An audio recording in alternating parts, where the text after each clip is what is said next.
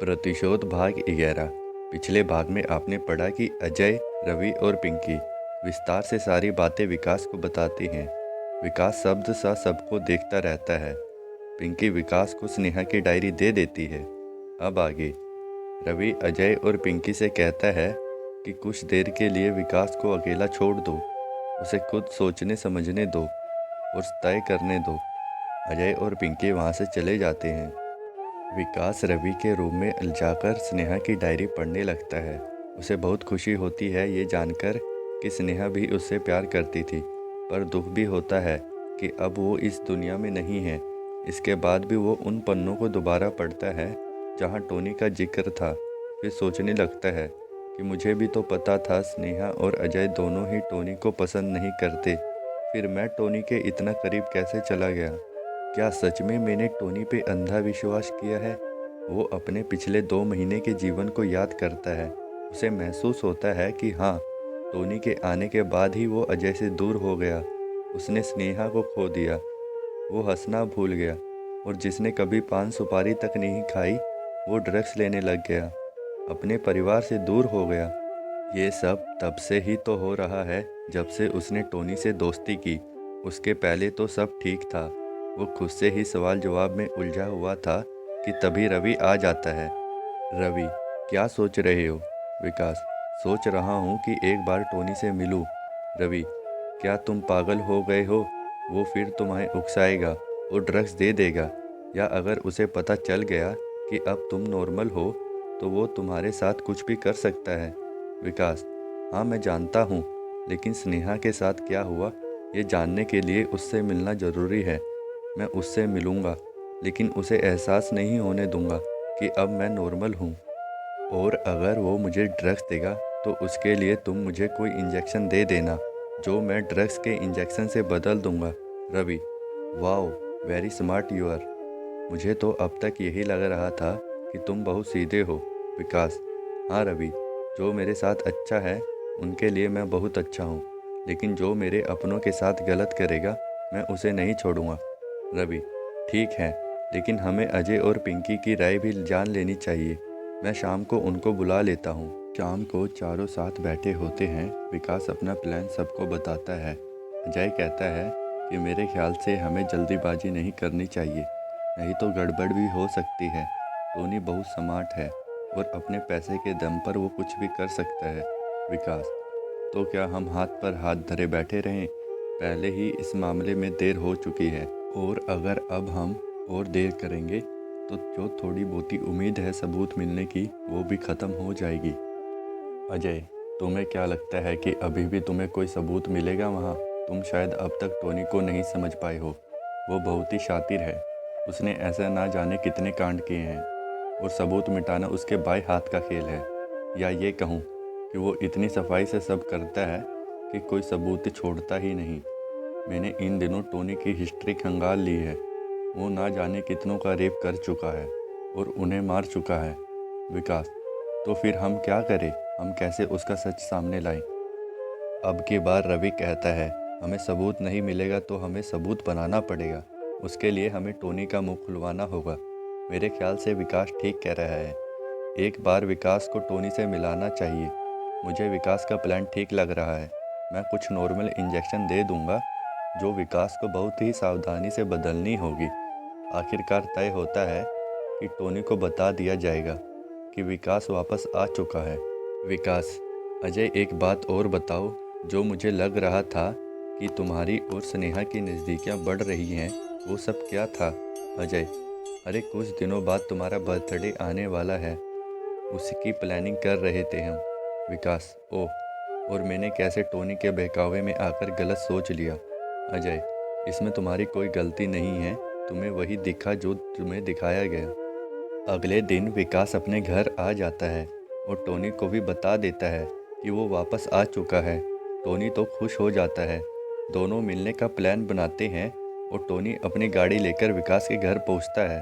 विकास उससे खुशी खुशी मिलता है और कहता है, यार तेरी बाइक ठीक हो गई हो तो मेरी बाइक लौटा देना। तू कब तक मुझे ऐसे लेने आता रहेगा? फिर पापा को भी ज़रूरत पड़ती है। टोनी सोचता है कि ये विकास को अचानक बाइक कैसे याद आ गई। फिर कहता है, हाँ आज शाम को भिजवाता हूँ। विकास कहता है, यार कॉलेज नहीं जाते, बहुत दिनों से फ्लैट नहीं गए हैं, वहाँ बहुत अच्छा लगता है मुझे, चल ना वहीं चलते हैं। टोनी कहता है, ठीक है चल। टोनी तो यही चाहता था और विकास भी उसके मुंह से सच उगलवाना चाहता था। दोनों कुछ ही देर में फ्लैट पहुंच जाते हैं जहां अजय पहले से ही पहुंच के छुपा होता है। टोनी के दिमाग में चल रहा होता है कि कैसे भी विकास को ड्रग्स देना है और विकास के दिमाग में था कि टोनी का सच जानना है। विकास टोनी से पानी मांगता है। जब टोनी पानी लेने जाता है तब विकास जल्दी से इंजेक्शन चेंज कर देता है। दोनों थोड़ी बहुत इधर उधर की बातें करते हैं। बात करते करते टोनी पहले की तरह ही विकास को उकसाने की कोशिश करता है। विकास को तो इसी मौके का इंतजार था। वो झूठा गुस्सा दिखाता है और अपना आपा खोने का नाटक करता है। तभी टोनी विकास को इंजेक्शन दे देता है। विकास अचेत होने का नाटक करता है और इधर टोनी खुश हो जाता है। खुशी से पागल होकर वो अपने दोस्त मनीष को फ़ोन लगाता है और कहता है, यार मनु, बधाई हो, हम तो बेकार ही डर रहे थे। 10 दिन नशा नहीं करने के बाद भी विकास में कोई बदलाव नहीं आया और ना ही इसे कुछ याद आया है। ये पहले की तरह ही बेवकूफ़ है। हा हा हा। लेकिन सुन मनु, अभी हमारा बदला पूरा नहीं हुआ है इस हरामखोर से। अभी तो सिर्फ स्नेहा को उसके थप्पड़ का जवाब मिला है और इसने जो मेरी बेइज्जती की थी उसका हिसाब तो अभी बाकी है। इसे भी जल्दी ही इसकी लाला के पास पहुंचा देंगे। मैं इस कमीने पर और पैसा खर्चा नहीं करना चाहता। इतने महंगे ड्रग्स दे रहा हूँ इसे जितनी इसकी औकात नहीं। बदला लेने के चक्कर में मैं इस 2 कौड़ी के आदमी से मुझे दोस्ती का नाटक करना पड़ रहा है। मैं अब जल्दी ही अपना बदला पूरा करके इससे आज़ाद हो जाऊंगा। हा हा हा। टोनी की ये बात सुनकर विकास को बहुत गुस्सा आता है। उसे अपने कानों पर यकीन नहीं होता, लेकिन वो खुद को कंट्रोल नहीं करता। आज टोनी का असली रूप उसके सामने आ चुका था, पर फिर भी उसे लग रहा था कि ऐसा कैसे हो सकता है, लेकिन वो सच को झुठला भी नहीं सकता था। उसे खुद पे बहुत गुस्सा आ रहा था। शाम को रवि, विकास, अजय और पिंकी चारों आगे की प्लानिंग करने के लिए पार्क में मिलते हैं। पिंकी, भाई आप उस दिन स्नेहा के साथ थे ना, आपको कुछ याद नहीं है क्या कि क्या हुआ था? विकास दुखी और क्रोध मिश्रित स्वर में, प्रॉब्लम तो यही है ना कि मुझे कुछ याद नहीं। पिंकी, स्नेहा की माँ ने मुझे बताया था कि उस दिन स्नेहा कॉलेज से उन्हें फ़ोन करके कहा था कि किसी फ्रेंड के बर्थडे में है तो शाम के 5-6 बज जाएंगे घर आने में, और बर्थडे दिन में ही है तो वो शाम तक घर आ जाएगी। फिर 7 बजे तक वो नहीं पहुंची तो आंटी ने उसे फ़ोन किया, पर तब तक उसका फ़ोन बंद हो चुका था। विकास एकदम से जैसे कुछ याद आ गया हो। हाँ हाँ हाँ, तुम ठीक कह रही हो। उस दिन टोनी का बर्थडे था और टोनी ने अपने बर्थडे फार्म हाउस में रखा था। उसने मुझे और स्नेहा को बर्थडे पर बुलाया था और उसी दिन मैं स्नेहा को प्रपोज करने वाला था। इसके लिए टोनी और मैंने एक सरप्राइज़ प्लान किया था। दोनों ने मुझे कहा था कि बर्थडे ओवर होने के बाद जब सब चले जाएंगे तब वहाँ सिर्फ मैं और स्नेहा रहेंगे और तब मैं स्नेहा को प्रपोज कर दूंगा। मैंने स्नेहा से कहा था बर्थडे में आने को। पहले उसने मना किया, लेकिन मेरे बार बार कहने पर वो मान गई। जब हम वहाँ पहुँचे तो बर्थडे जैसा कुछ लगा नहीं, तो टोनी ने मुझे कहा कि बर्थडे पीछे वाले लॉन पे है, तब तक तुम और स्नेहा अंदर रूम में बैठो, मैं अभी आता हूँ। मैं और स्नेहा रूम में चले गए। स्नेहा ने मुझे कहा भी कि उसे बहुत अजीब लग रहा है, अजीब सी घबराहट हो रही है, पर मैंने उसे कहा मैं तो साथ हूँ ना। तब वो थोड़ा नॉर्मल हुई। तभी टोनी हम दोनों के लिए जूस भिजवाया। उसे पीते ही मेरा सर भारी होने लगा और मैं सो गया। उसके बाद क्या हुआ मुझे कुछ नहीं पता। पिंकी, हाँ, उस दिन आपको आपका कोई दोस्त लगभग 9 बजे घर छोड़कर गया था, लेकिन कौन दोस्त था ये नहीं पता, क्योंकि वो बाहर से ही चला गया था और आप आते ही सो गए थे। विकास, लेकिन मुझे कुछ भी याद नहीं है। जब मैं 9 बजे घर आ गया था तो स्नेहा के बारे में तो मुझे पता ही रहा होगा। रवि, नहीं, तुम्हें इसलिए याद नहीं है क्योंकि यकीनन जूस में तुमको टोनी ने ड्रग्स ही दिया होगा, जिसके कारण कुछ घंटों बाद तुम तो जाग गए, लेकिन तुम्हारा दिमाग सोया हुआ था और तभी से टोनी तुम्हें लगातार ड्रग्स देता रहा, या हो सकता है उससे पहले से ही दे रहा हो। उसके बाद से तुम्हें सिर्फ वही याद है जो टोनी ने तुम्हें बताया। अजय, क्या टोनी ने कभी कुछ नहीं कहा कि क्या हुआ, कैसे हुआ? कोई तो कहानी बनाई होगी उसने। विकास, वो तो उसी रात को कहीं बाहर जाने वाला था, तो उसने मुझे यही कहा कि उसे कुछ नहीं पता, क्योंकि बर्थडे ओवर होते ही वो वहाँ से निकल गया था। अजय, कल मैं पहले ये पता करता हूँ कि टोनी का बर्थडे कब आता है और वो उस दिन कहीं बाहर गया था या नहीं। विकास, स्नेहा की मौत का तो प्रतिशोध तो तुमसे लेकर ही रहूँगा टोनी। अब तो तुम्हें भगवान भी नहीं बचा सकता, लेकिन इस वक्त कुछ समझ नहीं आ रहा है कि हम क्या करेंगे, कैसे करेंगे। मुझसे इतनी बड़ी गलती कैसे हो गई? अजय, ये सिर्फ तुम्हारा ही प्रतिशोध नहीं है, तुम्हारे साथ कई ऐसे लोग हैं जो उससे प्रतिशोध लेना चाहते हैं। इसकी लिस्ट बहुत लंबी है। टोनी के पापों का घड़ा अब भर चुका है। उसने बहुत से लोगों के साथ गलत किया है और ना जाने कितनी लड़कियों की इज्जत लूटी है। ये उन सब का प्रतिशोध है। ये प्रतिशोध स्नेहा के माता पिता का भी है, जिन्होंने अपनी बच्ची खोई है। ये प्रतिशोध मेरा भी है। मैंने अपने दोस्त को जिंदा लाश बने देखा है। ये प्रतिशोध पिंकी और तुम्हारे माता पिता का भी है। उन्होंने अपने भाई और बेटे को पल पल मरते देखा है। हम अपना प्रतिशोध पूरा कर कर रहेंगे। तुम अकेले नहीं हो। कल मैं तुम्हें उन सबसे मिलवाऊंगा जो जो टोनी से बदला लेना चाहते हैं। और कल एक बार हम स्नेहा के माता पिता से भी मिलकर उन्हें सारी बात बता देनी चाहिए। विकास, हाँ तुम ठीक कह रहे हो। प्रतिशोध भाग 12, अंतिम भाग। अगले दिन विकास और पिंकी सबसे पहले स्नेहा के माता पिता से मिलते हैं और उन्हें सारी बात बताते हैं। सारी बातें जानकर उनको टोनी पे बहुत गुस्सा आता है। स्नेहा के पिता का खून खोलने लगता है। उनके जी चाह में आता है कि अभी की अभी जाकर टोनी की जान ले ले, पर विकास और पिंकी उन्हें समझाते हैं कि हमारे पास कोई सबूत नहीं है और हम इस तरह कानून को अपने हाथ में नहीं ले सकते। लेकिन अब वो ज़्यादा दिन तक नहीं बच सकता। भगवान तुम सबका भला करे बेटा। ऐसा सबक सिखाना उसे कि उसके जैसे और टोनी फिर ना पैदा होने पाए और फिर किसी लड़की को स्नेहा ना बनना पड़े।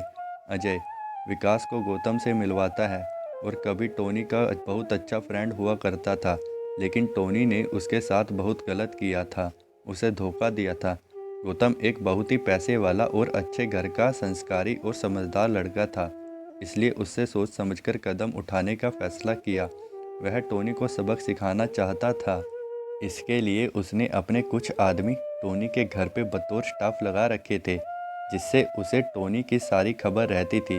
वो भी चाहता था कि टोनी को उसके किए की सज़ा मिले, इसलिए वह अजय और विकास की मदद करने को तैयार हो गया।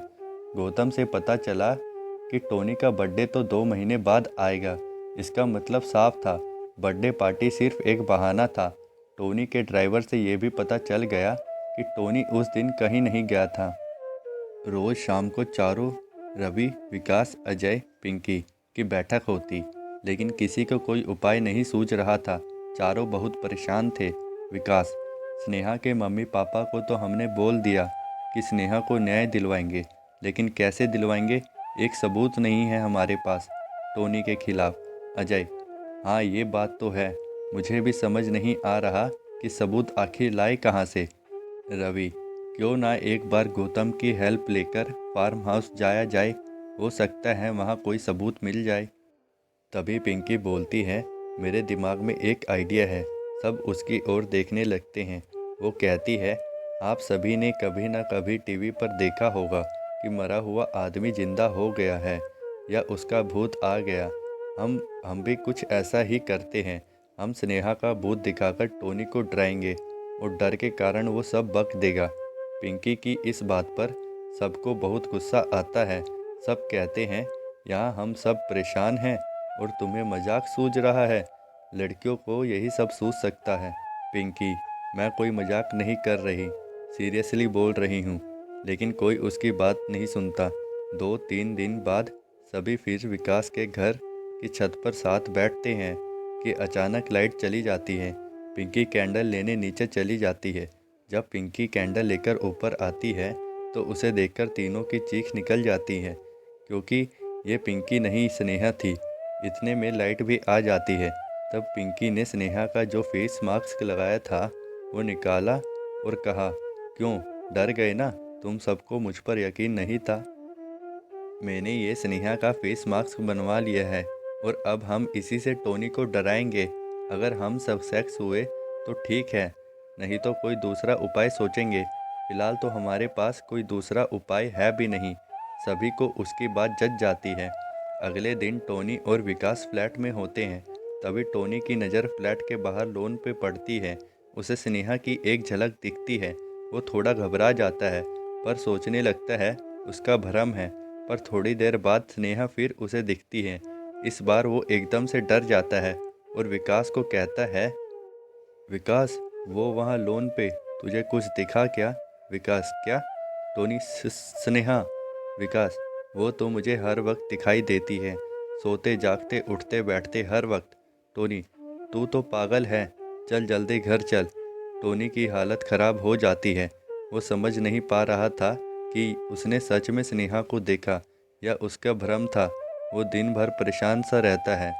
इधर विकास और अजय ने गौतम से भी बात करके अपने इस प्लान में हेल्प करने को कहा था। सो गौतम ने टोनी के घर काम कर रहे अपने सभी आदमियों को समझा दिया था कि क्या करना है। टोनी अपने घर में एंटर कर रहा होता है। तभी पहला, तुमने कभी भूत देखा है? दूसरा, मैंने तो नहीं देखा, लेकिन हाँ सुना है कि भूत होते हैं और जो लोग बेमौत मारे गए होते हैं उनकी आत्मा भटकती रहती है और वो लोग अपनी मौत का बदला लेने जरूर आते हैं। ये सब सुनकर टोनी की हालत और भी खराब हो जाती है। वो भीगी बिल्ली सा अपने रूम में जाता है और जल्दी से दरवाजे खिड़कियां बंद कर लेता है। वो जैसे ही मिरर के सामने जाता है तो डर से उसकी चीख निकल जाती है। मिरर में लिखा होता है, मैं तुम्हें मार डालूंगी, वैसे ही जैसे तुमने मुझे मारा था। वो जल्दी से रूम से बाहर निकल आता है और डर और गुस्से से बदहवास वो अपने स्टाफ को चिल्लाता है, ये सब किसका काम है? किसने लिखा है ये सब मिरर पर? तेज आवाज़ सुनकर उसकी मम्मी भी आ जाती है। स्टाफ कहता है, क्या लिखा है साहब? यहाँ तो कुछ भी नहीं लिखा है। टोनी कहता है, क्या बकवास कर रहे हो? अंधे हो गए हो क्या तुम? तब उसकी माँ कहती है, क्या बात है बेटा, वो ठीक ही कह रहा है, यहाँ तो कुछ भी नहीं लिखा है। टोनी वापस आकर देखता है तो हैरान हो जाता है। वहाँ सच में कुछ नहीं लिखा होता। उसे यकीन नहीं होता। उसकी माँ कहती है कि शायद तुम्हारी तबीयत ठीक नहीं है, तुम्हें थोड़ी देर आराम करो। विकास और बाकी सब खुश हो जाते हैं और पिंकी के दिमाग की दाद देते हैं। ऐसे ही रोज टोनी के साथ अजीब गरीब घटनाएं होती हैं। कभी उसकी दीवार पर कुछ लिखा हुआ मिलता है, कभी उसके कमरे की खिड़की के दरवाजे और ज़ोर ज़ोर से हिलने लगते हैं, तो कभी रात को सोते वक्त उसे खिड़की पर स्नेहा नज़र आती है। ये सारे काम गौतम के कहने पर उसकी स्टाफ द्वारा किए जा रहे थे। टोनी इतना ज़्यादा डर चुका था कि सपने में भी उसे स्नेहा का भूत दिखाई देता था। टोनी सोचता है कि मनीष और मुंटी स्नेहा के रेप के सहभागी को भी स्नेहा के भूत वाली बात बता दूं और दोनों को अपने घर बुलाता है। दोनों आते हैं। मनीष, क्या बात है टोनी, सब ठीक है ना? तूने ऐसे अचानक हमें क्यों बुलाया? टोनी, नहीं यार, कुछ ठीक नहीं है।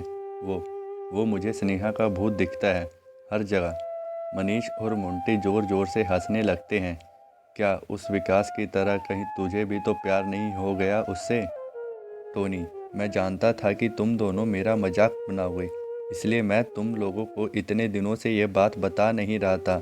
यहाँ डर से मेरी जान निकली जा रही है और तुम्हें मजाक सूझ रहा है। मनीष, देख ये सब तेरा वहम है या फिर कोई तेरे साथ मजाक कर रहा है, क्योंकि अगर सच में ये स्नेहा का भूत होता तो वो हम दोनों को भी दिखता, क्योंकि जो किया है हम तीनों ने किया है। देख ये भूत वूत कुछ नहीं होता। बहुत दिन हो गए हमने पार्टी नहीं की है, चल कल फार्म हाउस में पार्टी करते हैं, उससे तेरा मूड भी फ्रेश हो जाएगा। विकास और बाकी लोग को भी ये बात पता चल जाती है कि टोनी के साथ मनीष और मुंटी भी मिले हुए हैं और कल तीनों फार्म हाउस में पार्टी करने जा रहे हैं। विकास लोग प्लान करते हैं कि कल ही तीनों को एक साथ डरा के सच उगलवा लेंगे और रिकॉर्ड कर लेंगे। अगले दिन विकास, अजय और पिंकी फार्म हाउस में छुपे होते हैं। थोड़ी देर में टोनी, मनीष और मोंटी आ जाते हैं। टोनी और मोंटी बैठते हैं। मनीष पैक बनाना स्टार्ट करता है और साथ में म्यूज़िक स्टार्ट कर देता है। जब वे लोग 4-5 पैक लगा लेते हैं तब अचानक मनीष को लगता है कि ऊपर के फ्लोर में कोई एक कमरे से निकलकर दूसरे कमरे में गया। थोड़ी देर बाद मोंटी को भी ऐसा ही लगता है। दोनों एक दूसरे को देखने लगते हैं। तभी उन्हें स्नेहा की एक झलक दिखती है और तीनों के रोंगटे खड़े हो जाते हैं। टोनी, देखा, मैंने बोला था ना, लेकिन तुम लोगों ने यकीन नहीं किया मेरी बात का। चलो अब जल्दी भागो यहाँ से। स्नेहा की आवाज़। हा हा हा, तुम सबको क्या लगता है मैं तुम्हें यहाँ से जाने दूंगी? मैं अपने प्रतिशोध लेकर रहूंगी। मेरी आत्मा तब तक भटकती रहेगी जब तक मैं तुम तीनों को मार ना दूँ। और एकदम से स्नेहा का भूत उनके सामने आ जाता है। टोनी, हा हा हा, आओ आओ, मारो हमें। क्या कहूँ तुम्हें? स्नेहा, स्नेहा का भूत या फिर पिंकी? टोनी उसे लपक कर पकड़ लेता है और उसका मास्क उतारकर फेंक देता है।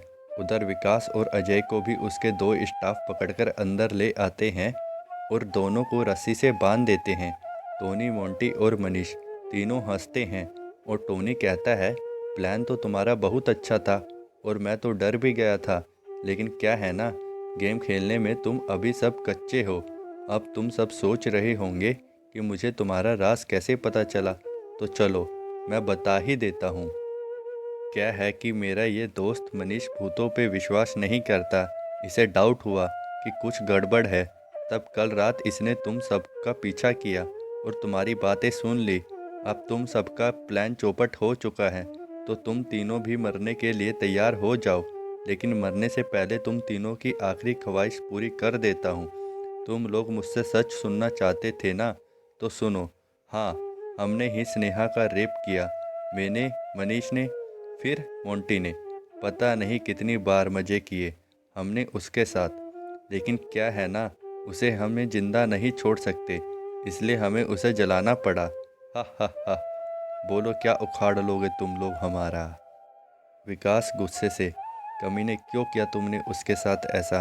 आखिर क्या बिगाड़ा था उसने तुम सबका? टोनी, क्या बिगाड़ा था? उसने बेइज्जती की थी मेरी, वो भी पूरे कॉलेज के सामने। बहुत घमंड था ना उसे अपनी खूबसूरती पर, निकाल दी उसकी सारी खूबसूरती हमने।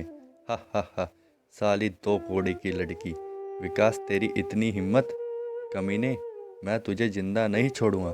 टोनी, हा हा हा, तू कितना भी छटपटा ले, तू मेरा कुछ नहीं बिगाड़ सकता। अभी तो तेरे थप्पड़ का जवाब देना बचा है। और तेरा मुंह बंद रखने के लिए इतने महंगे ड्रग्स जो तुझे दिए मैंने, उसका हिसाब भी अभी बाकी है। अच्छा हुआ तू अपनी बहन को यहीं ले आया। ये तो स्नेहा से भी ज़्यादा कमाल है। आज तुम दोनों को डेमो दिखाता हूँ रेप का। हा हा हा, कहते हुए टोनी पिंकी को घसीटते हुए कमरे में ले जाता है। अजय और विकास को अफसोस होता है कि क्या सोचा था और क्या हो गया। स्नेहा के साथ जो हुआ, अब वही सब पिंकी के साथ, वो भी उनके रहते। विकास और अजय खुद को छुड़ाने की बहुत कोशिश करते हैं पर छुड़ा नहीं पाते।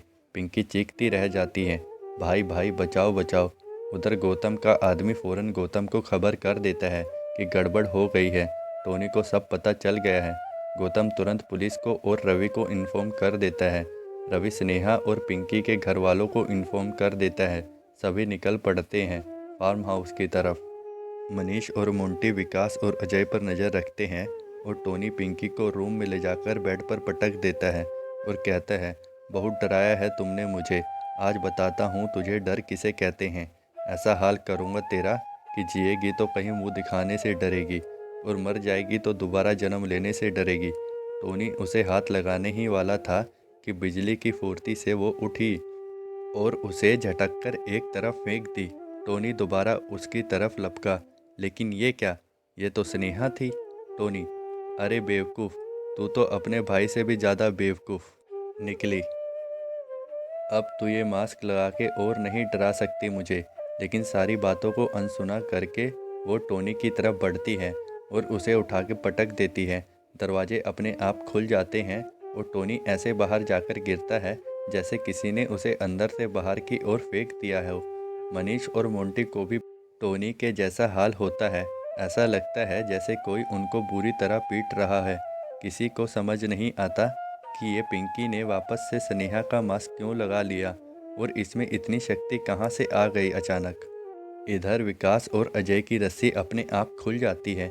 किसी को कुछ समझ नहीं आता कि हो क्या रहा है। तभी रूम से पिंकी निकलकर आती है तो सब देखते हैं कि पिंकी यहाँ है। तो ये कौन है? कहीं सच में स्नेहा? तुम सब ठीक सोच रहे हो, मैं स्नेहा ही हूँ। टोनी, मनीष, मोंटी, तुम तीनों को तो अब कोई नहीं बचा सकता। आज मेरा प्रतिशोध पूरा होगा। टोनी, मनीष, मोंटी, हमें माफ़ कर दो स्नेहा, प्लीज़ हमें माफ़ कर दो। हम कुछ नहीं करेंगे तुम्हारे दोस्तों के साथ, हम इन्हें छोड़ देंगे। स्नेहा, तुम क्या इन्हें छोड़ोगे?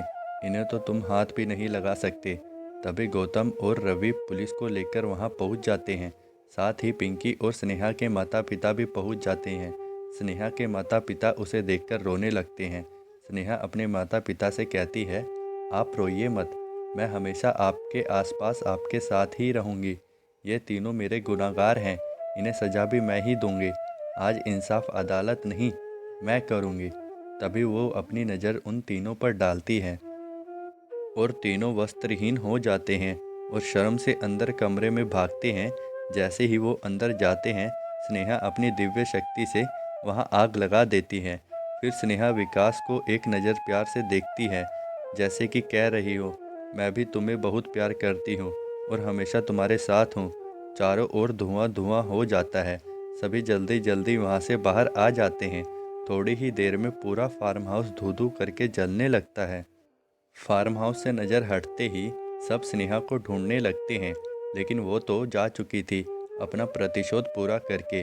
आज स्नेहा की आत्मा के साथ साथ उसके माता पिता और बाकी सभी को भी शांति मिल गई थी। आखिर उनका प्रतिशोध पूरा हो गया था। पर क्या सच में जैसा स्नेहा के पिता ने कहा वैसा होगा? क्या वाकई और टोनी पैदा नहीं होंगे? क्या और किसी लड़की को स्नेहा नहीं बनना पड़ेगा? कैसी लगी स्टोरी कमेंट करके ज़रूर बताइए। अगर आपने पहले के एपिसोड्स नहीं देखे हैं तो उनका लिंक डिस्क्रिप्शन में मैं दे दूंगा। वीडियो पसंद आई तो वीडियो को लाइक करें और चैनल पे फर्स्ट टाइम आए हैं तो चैनल को सब्सक्राइब ज़रूर करें ताकि आप ऐसी स्टोरियाँ रोज़ देख सकें।